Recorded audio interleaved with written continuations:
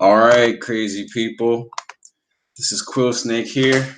I came here to show y'all about Easter, which was literally 1 week ago, and why it was an Easter. It's the first Easter of something that happens every 24,000 years. I'm going to explain that right here a little bit. Okay, well, first off, you need to know what Easter actually is. We have this Easter. It's the first full moon in the spring equinox. And how they measure that? The sun is rising in the Taurus. Why is that important? And what I was getting at when I was saying that this is the first, this is a special Easter, was because of the alignment of the other planets. Every other planet is in alignment with their own constellation when it comes to possession of how this age has been and where it's going to immediately next. What I mean by that is Jupiter is ruled by Sagittarius, and it's in its home constellation right now. Well, on Easter, which was a week ago. I told my friend this while I was going to visit him, but I was too drunk to put it out right then. So we have Capricorn, which is Saturn, which is ruled by Capricorn in its own home constellation. And then we have Pisces, which rules Neptune in its own constellation. What's the only thing that's missing right here? From the Pisces, we have Aquarius, which is empty right now, but Aquarius is ruled by Uranus. Where's Uranus right now? In Taurus. Okay. Well, 2,000 years ago, supposedly, well, historically, that is when Christianity came into fruition. And why is that important? Because Christianity is a sign that is represented by Pisces. If you go, I'll show you right here that the glyph for Christianity is a fish, which is a Pisces, which is the Vesica Pisces, which is what we'll get at a little bit later. But when Jesus is represented as Pisces, then what's the opposite of Pisces? We have Virgo, the Virgin. So we have Jesus, which is Pisces, which is rule. The opposite is Virgo, the Virgin. But what I'm about to show you is that, well, the Virgin Mary. What I'm going to show you is that the translation for virgin doesn't mean a woman who's never had sex before. It literally, let me just pop up. Is virgin or young woman the correct translation for Isaiah 7:14? So basically, what they're saying is that virgin translated means a young woman, a young unmarried woman. There's a lot of so we have that, which is Virgo, the Virgin Mary, which is a wrong translation. And this is 2016, which I was getting. Okay, Pisces has been the Pisces constellation has been what has risen over the eastern horizon every Easter for the past 2,000 years, representing what would be the Piscean age. But now you can see right here, this is 2016, just two Easters ago, even though Easter was the 20th, technically the 23rd on 2016. You can see that this is Baghdad, is very close to the equator. Someone took a picture of the constellation as the sun was rising. You can kind of see the dawning right here. And what was risen over the eastern horizon was the constellation of Aquarius. Pisces is now below in what would be the first house. But that's something else for another day. And you can see over here, we have Capricorn. Well, Okay, I think this right here is actually the ecliptic. So this is the line in which our sun is crossing the galaxy from our perspective. So Piscean would be somewhere down here below what would be, I'm guessing, E for equator. Now, why is this somewhat, no, it's definitely biblical. We can go to Luke 22:10, where, which is the Last Supper, which is depicted right behind me. And this is what he says. Basically, Peter, John, all of 12, Jesus' 12 disciples to represent the 12 signs of the zodiac. Jesus, this is about to be crucified, I believe, the next day. And someone asks him, "Where wilt thou that we prepare?" Basically saying, where are we going to go after you die? Or where are we going to go after the age of Pisces? And he said unto them, Behold, we are ye and are entered into the city. There shall be a man meet you, bearing a pitcher of water. Follow him into the house where he entereth in. Then you go to the symbolism behind Aquarius, and you have a man or a woman carrying a pail of water and pouring it. So to go back to here, if we have Pisces right here, which is right next to Aquarius, if Jesus is telling you that you go to the house when all these sections, these 12 diameters are represented by a house. Aquarius would be the 11th house, when Pisces would be the 12th house. So basically, astrotheologically, what they're saying is that after the sun is in Pisces, it's going to be in Aquarius next, in which we can see if we just go back to here. Pisces is down here. Now, on Easter, we have the Aquarius. That is the representation of what's going on right now. Okay, what's next? Okay, this was the location of the sun in the Sirius constant. Sirius is known very much so to be the mother of our sun. And at the beginning of the age of Pisces, basically, Jesus is probably still alive right now. We have Sirius, basically the full moon effect between our sun. And what do we have here? What does this look like right here? This is the Vesica Pisces, basically a football shaped figure, but it's really a fish. See, you see the fish? If you just connect the line from right here and right here. Okay, so let's roll this a little bit.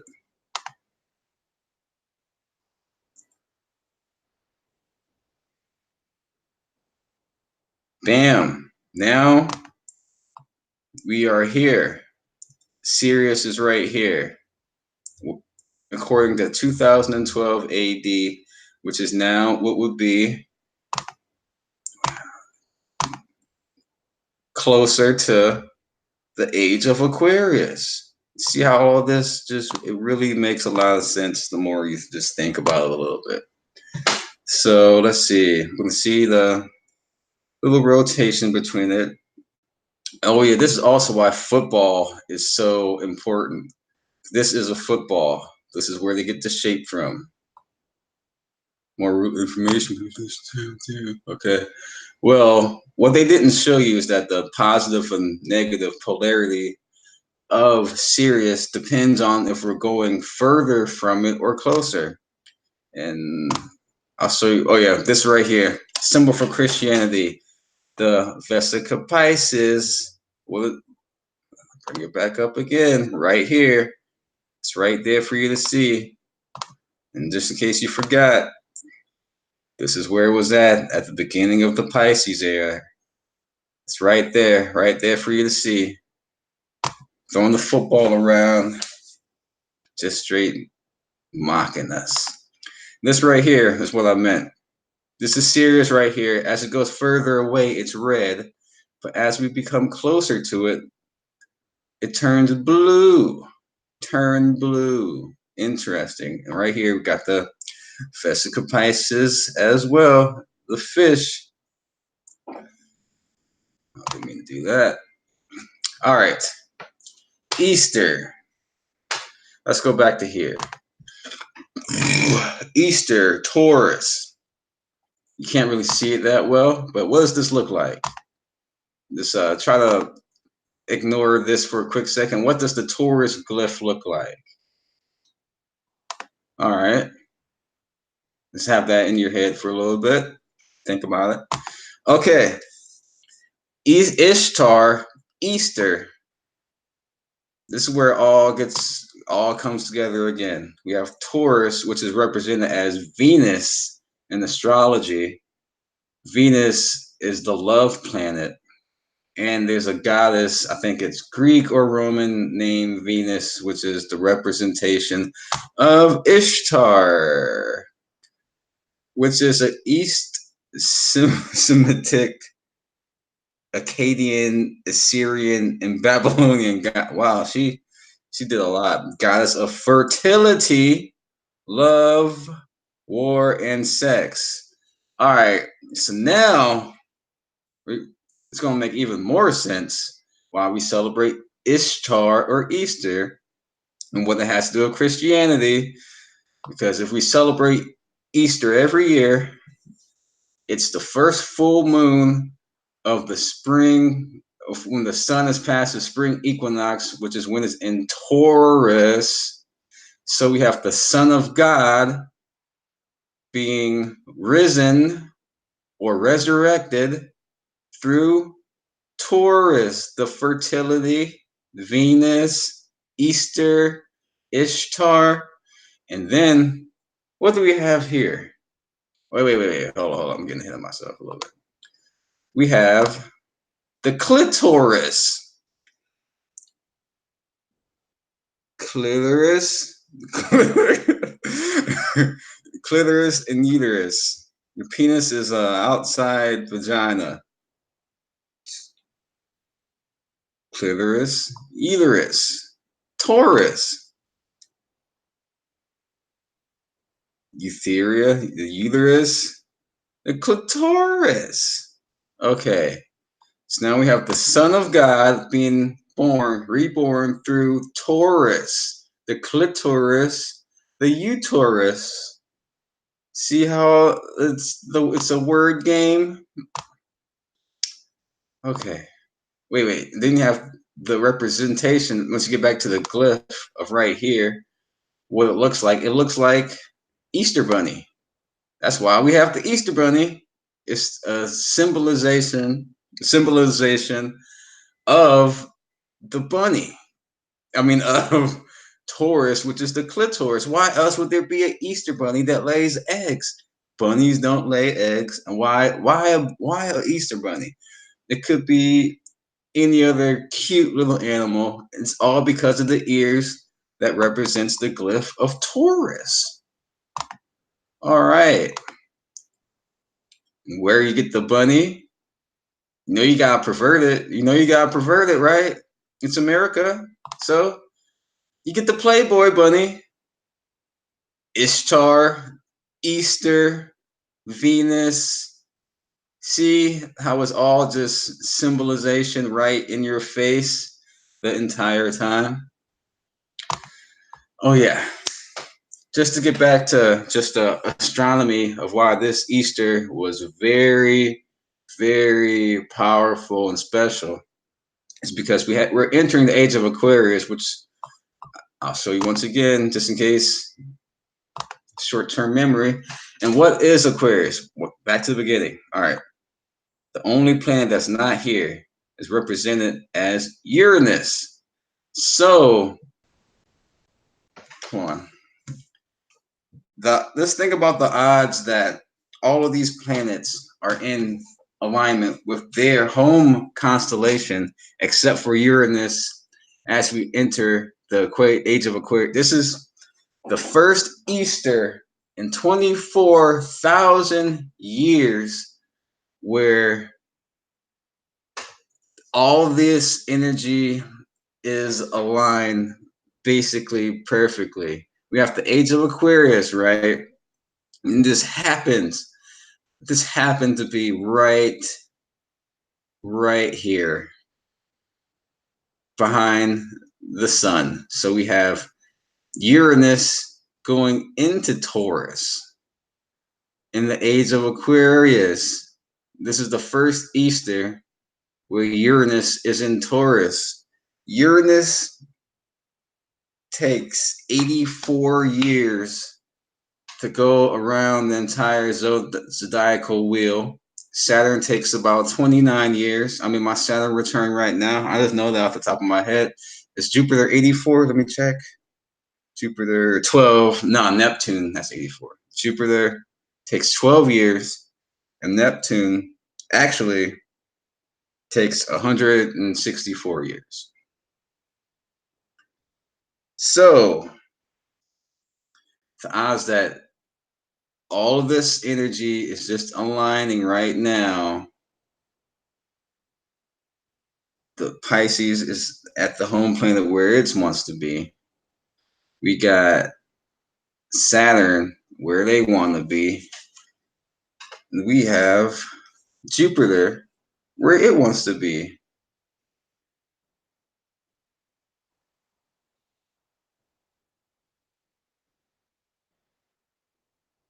Okay.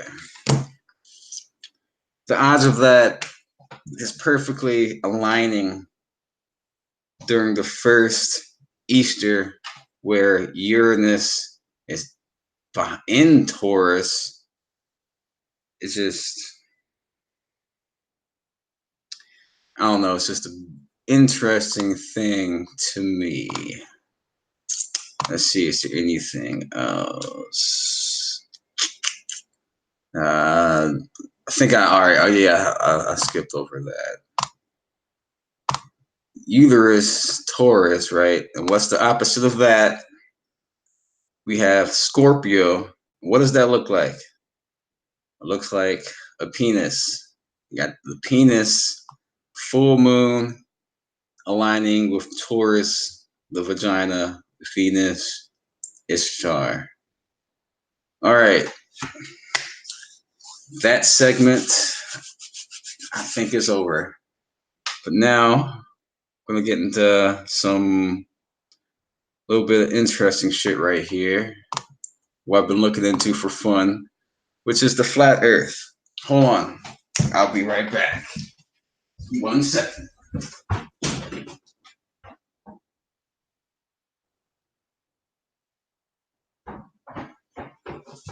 All right. Okay. When I first started looking up the flat earth, just like everybody else, thought it was stupid, thought it was crazy. Which I don't know exactly what's going on yet. Maybe I'll never know, but I'll know that I know a lot of Christian people. And if for those people, I can tell that Christians, for the most part, don't really read the Bible. They just read a few things about being happy and singing songs and everything's going to be okay. That's what it seems like. So I went into the Bible. It's all over the internet. It's not like I found it myself. But there's many talks and conversations about what the earth looks like and what it's like. So without further ado, we're going to go into a little bit of some flat earth information that I found interesting, but I'm not saying that I think the earth is flat. Okay. This is a part of the Bible.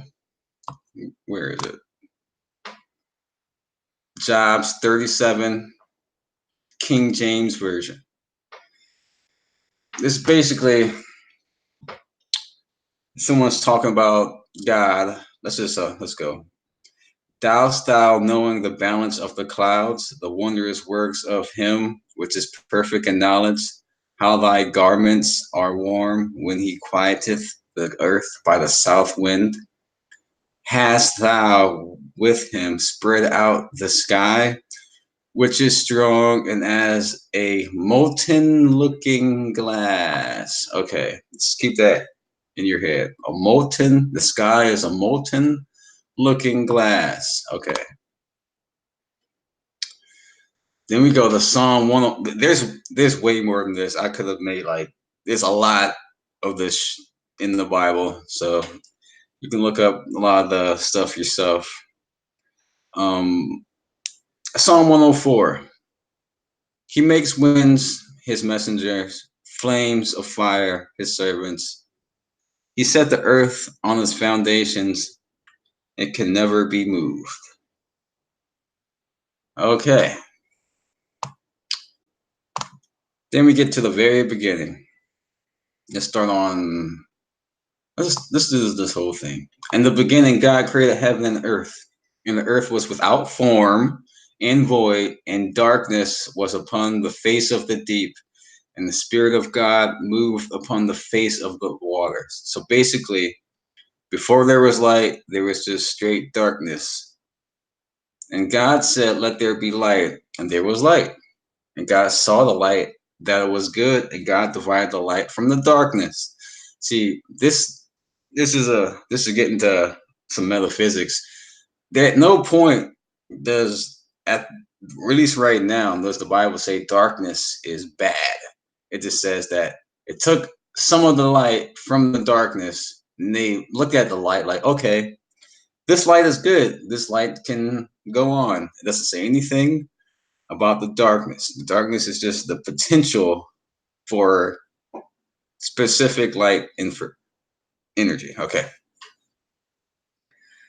And God called the light day, and the darkness he called night. And the evening and the morning were the first day. And God said, "Let there be a firmament in the midst of the waters, and let it divide the waters from the waters." And God made the firmament and divided the waters which were under the firmament from the water which was above the firmament. And it was so. And God called the firmament heaven, and in the evening and the morning were the second day. Like, see, that's why I got my Bible. I couldn't throw. I actually got it from my ex fiance. It's the only thing she gave me that I just couldn't throw away. But it gave me some good information just to look up the verses myself. Like in the version that she gave me, it doesn't say firmament, it says expanse. So if you ever watch that TV show, The Expanse, I watched some of it. And the last thing I remember happening was there was a ship that basically was allowed to go through the firmament. That's basically what the whole show was kind of leading up to, that a ship got to go. I don't know if it's a new season right now, but I saw the season finale of whenever that happened. They went through an energy vortex. Basically, the firmament, the expanse. All of these shows and movies are very biblical or very mythological. I mean, Thor and Loki, that's basically Jesus and Satan. Okay. Sidebar. All right, so over here. The fact the I'm not gonna say the idea that the earth isn't flat is a new thing. So all those pyramids, all the things we don't know how they did it, those people thought the earth was flat. Greek earth flat, Navajo Indian, that's part of my lineage. Flat, Babylonian flat, Mesa flat, Japanese flat, Persian flat, Viking flat, Indian flat, Mayan flat, NASA.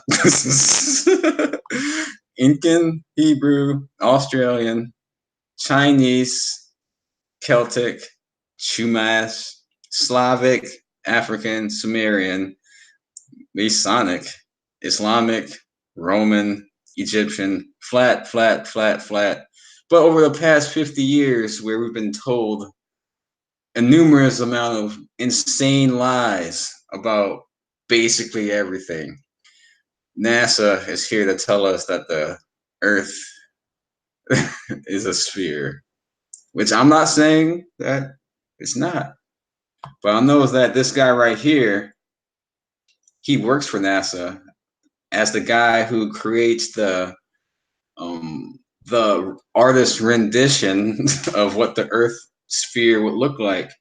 Because the truth, if you look it up, you'll see that we can't really make it past the Van Allen radiation belt. And let's just say, for instance, that we did make it there. The fact that we can barely, if we can make it past there, there's no way that camera footage would survive that. And there's no way that you could do a live broadcast from the moon through the Van Allen. Like, if the more you just think about it, like, man, this is crazy. Okay. Now I'm going to get to some random information I looked up over the past couple of days. This what I found. I think this one's about the NASA creating fake cloud patterns.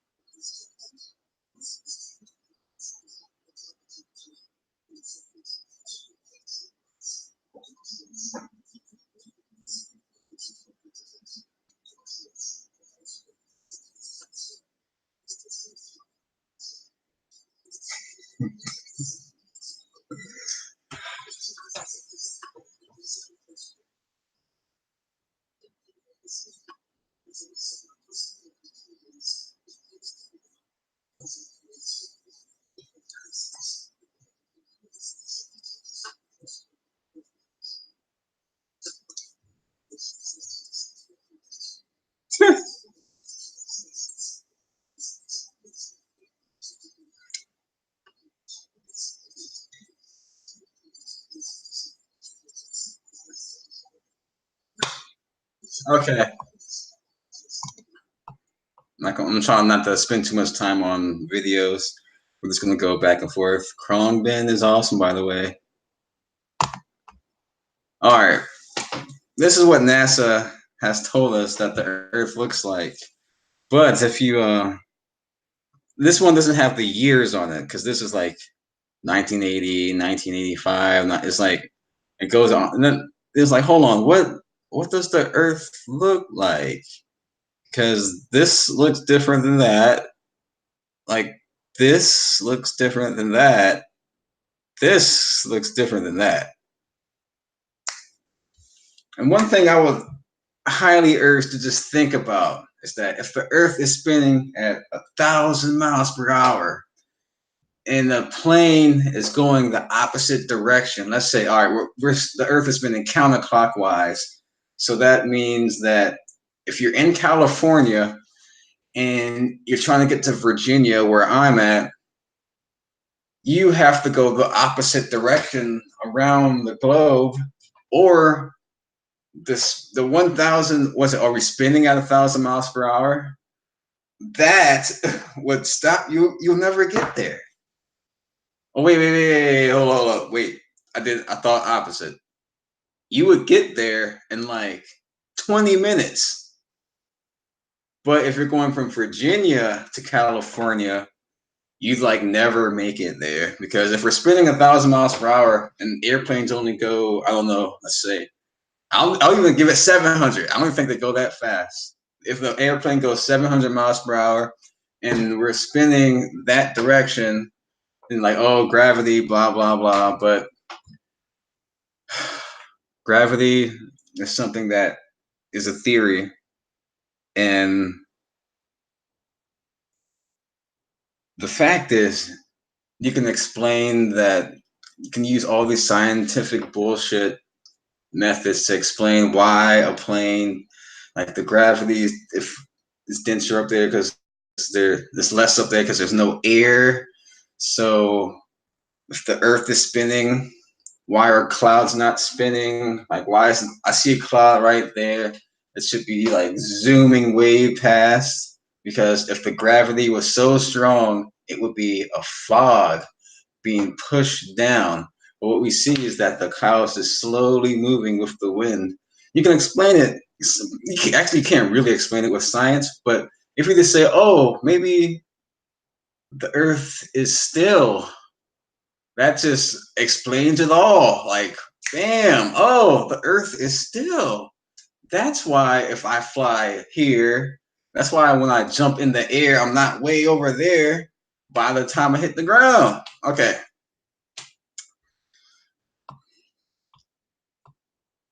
Here's another interesting. This is from what I looked up, it's the current world record for the longest distance captured with a zoom. Let's get this out these bathrooms.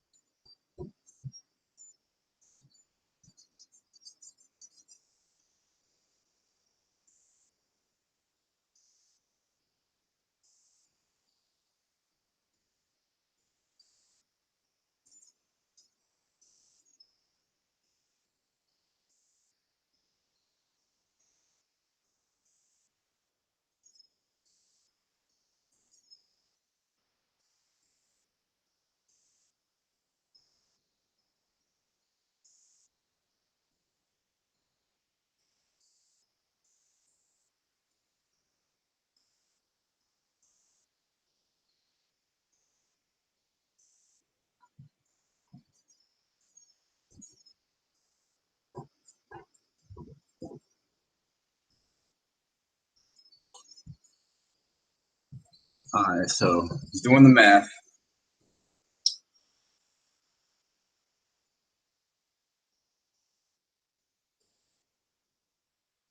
This is a really good video, so I'm just gonna let this one roll for a little bit.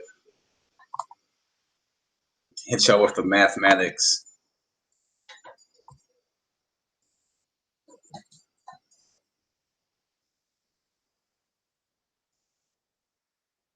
Not possible. Not possible.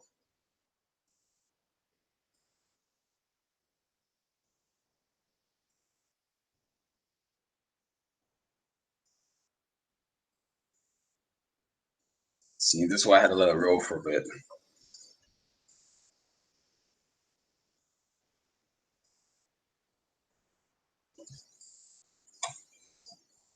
Big bopper right there. That's the big bopper.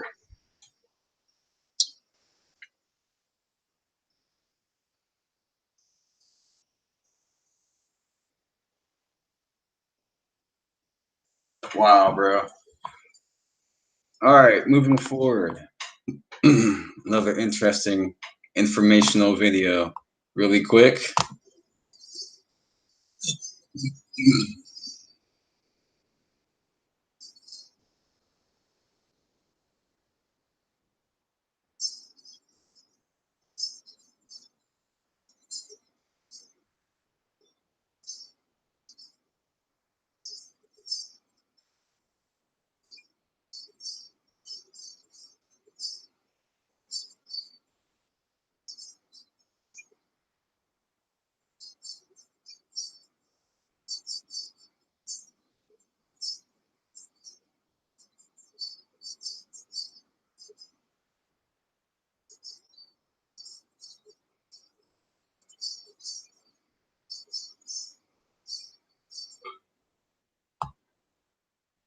No. Oh God. The devil's coming for us. All right. And some more interesting information. Sorry you had to see that pathetic commercial picture.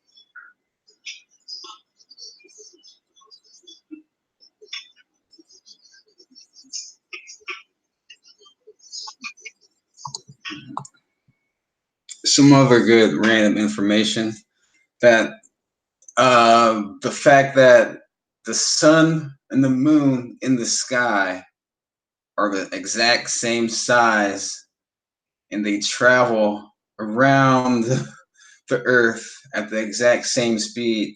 I know we're told that the sun is way larger, but when we look at it, it's the same size of the lumen. All right, but this is some interesting information right here too. I'm at the point where I don't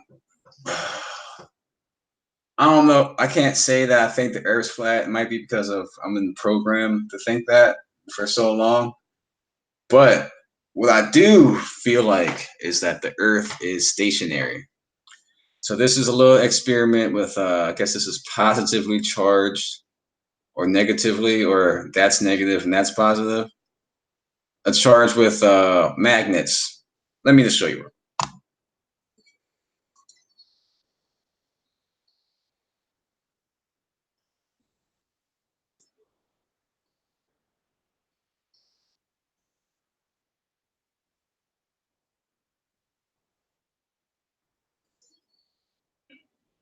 Oh God, I'm a puke. This dude again. Hold on. I won't do this to you guys. I'll put the screen on blank. Okay, we're back. Or not. Ugh, fuck hell, this queued up. Okay. Bullshit, Satan, trying to get us again.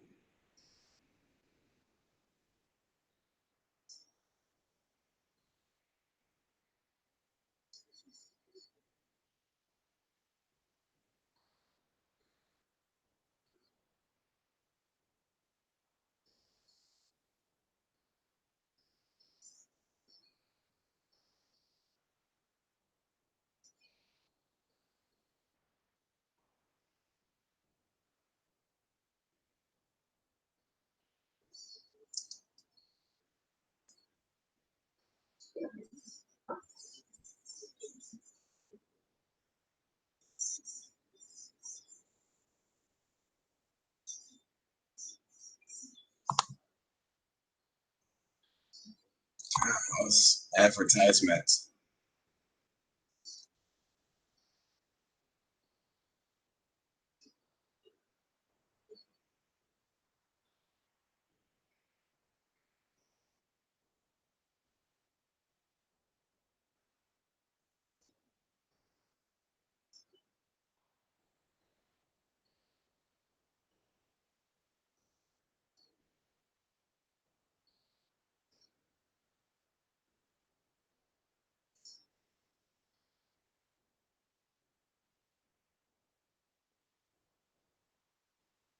Magnetism.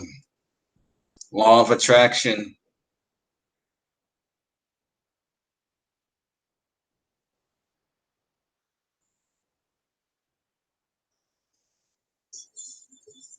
All right, this is going to get to how the universe looks, what would be flat. Maybe the Earth itself isn't flat, but this experiment was used to represent as a microcosm of what they feel like is the universe. This would be the positive or the negative. That would be the positive and negative. And then you see how the universe is kind of formed through these type of what people will call a torus field, which is interesting because it goes all the way back to the very beginning, the torus field. Taurus, uterus, Ishtar, Vesica Pisces, vaginas, penis, Easter bunny. It all comes back to this type of energetic field. All right, well, half of that was for fun, the flat earth stuff. So I found interesting because I grew up a Christian. And I'm finding more information in the Bible now that I've studied the occult, like astrology, Egyptology, and Commission information. Then I'm looking at, and I can read the Bible. I'm like, damn, a lot of this shit kind of makes sense now.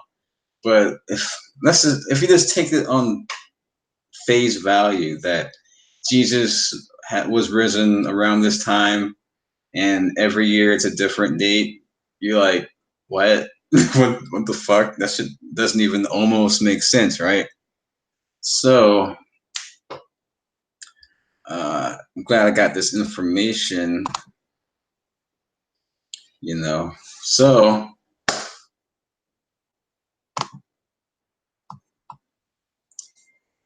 that's the end of the Easter bunnies and Christian flat earthers. So if you find yourself around a Christian non-flat earther, all you have to do, that's the sun right there.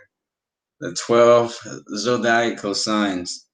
I can even show you really fast, really quick.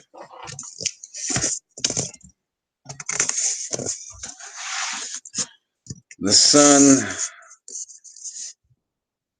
where's the only female at? It's opposite for me. Virgo, right next to the sun. Virgo, the maiden, non-virgin, just a independent woman. Found Jesus, and they found each other. All right, so